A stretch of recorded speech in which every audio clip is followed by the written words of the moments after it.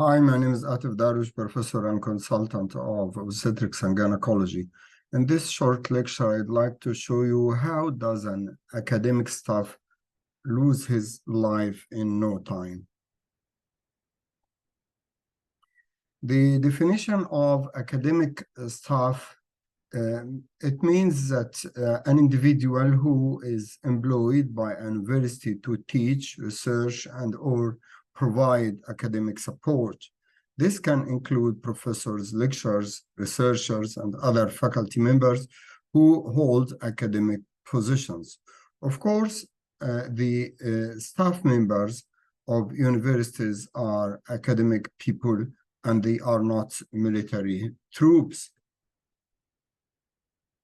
What happened from October 2023 onwards, neither humans nor animals, trees, nor buildings or rocks have been spared from the criminal genocide in Gaza.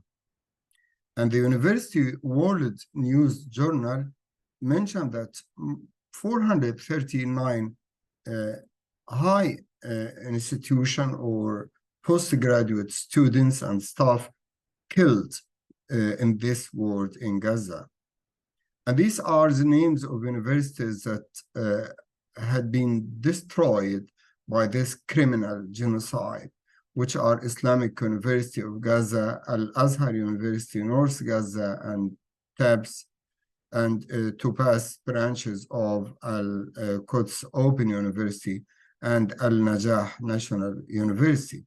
And in these examples, I'll show you how academic people of high level of science being murdered and destroyed all of a sudden in this part of the world.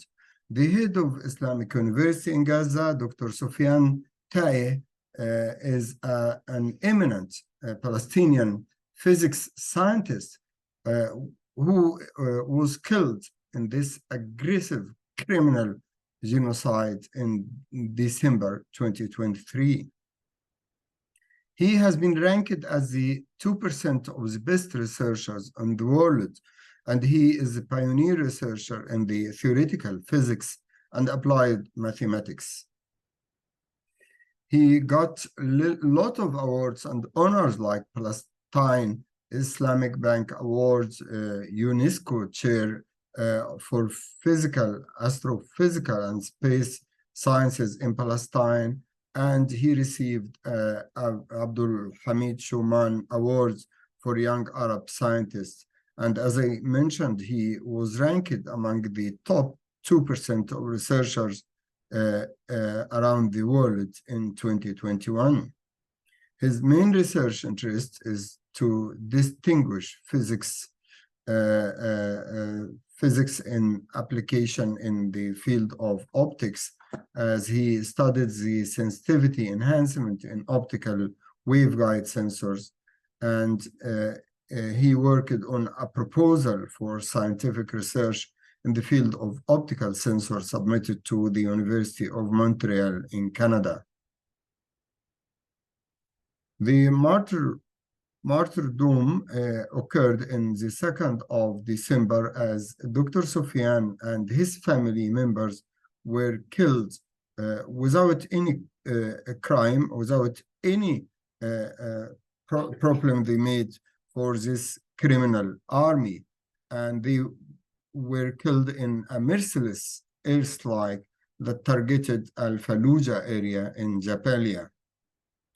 In addition to Dr. Soufiane, his brother, Dr. Bassam Taye, also was an eminent scientist in the same field of engineering and physics. And in combination with his brother, they got the top 2% of researchers among the world, also has been killed and murdered by these unhuman attacks. Another example is Professor Dr. Muhammad Eid Shabir. He was the former president of the Islamic University in Gaza for more than 10 years, and he actually was killed in November. And what would happen if a rector or a president of a university in a Western city were murdered?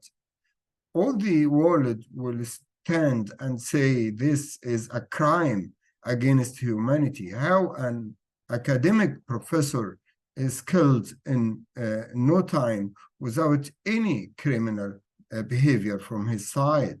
This is Professor Dr. Muhammad Eid Shabir, the president of Islamic University, who was murdered along with his wife, Rehab, his son's wife, Najat, and their son, Malik.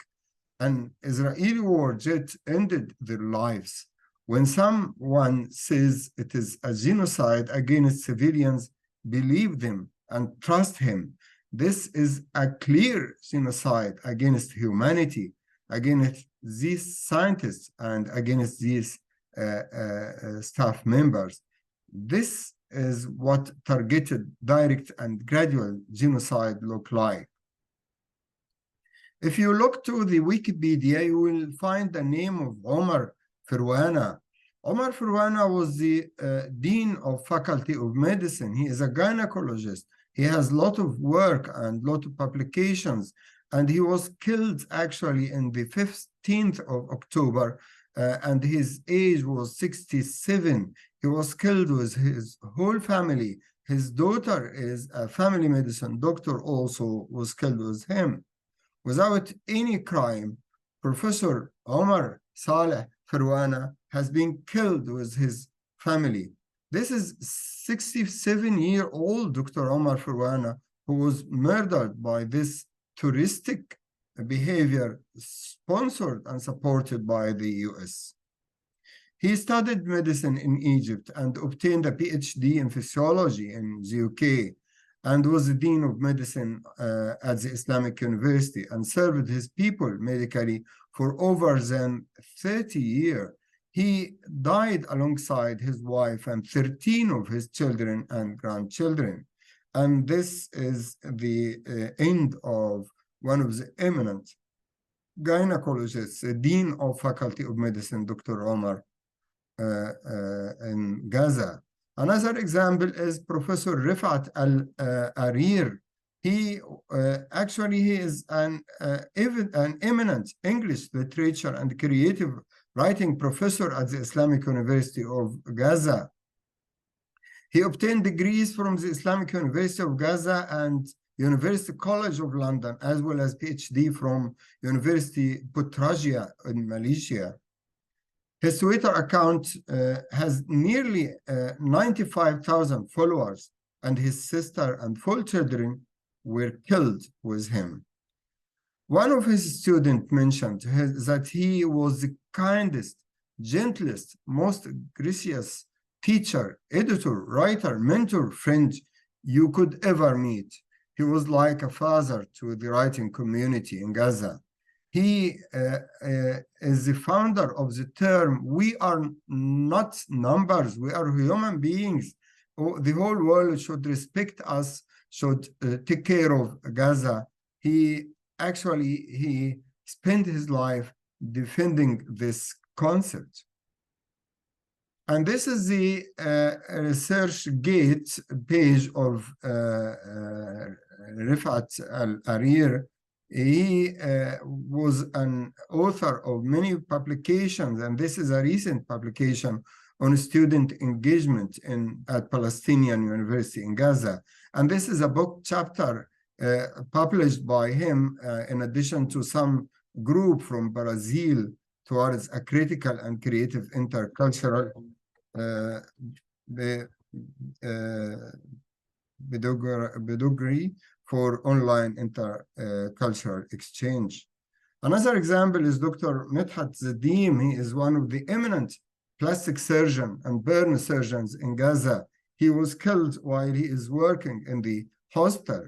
All these are simple examples. More and more examples exist in Gaza who the academic people suffered from this criminal, unfair genocide, which is supported, unfortunately, by many countries who claim that they are civilized, who claim that they are protecting human rights, but unfortunately, the animal rights are, in their view, are much more important than human rights. So in conclusion, what to do as a researcher, as a staff member, as an academic person, I have and you have to stop war crimes. This should be your message to all people to stop the war crime and genocidal acts against the Palestinian people, including university staff members. You have to share this material in all social media groups and send letters to university chairs to document unfair killing of the university staff and students. And this is a recent example of a letter sent by the British Committee for the Universities of Palestine in December to one of the presidents of the universities, mentioning that there is a crime, there is a genocide and massacre occurs in Gaza, and we have to inform all these authorities about this unhuman behavior to stop it as soon as possible. Thank you.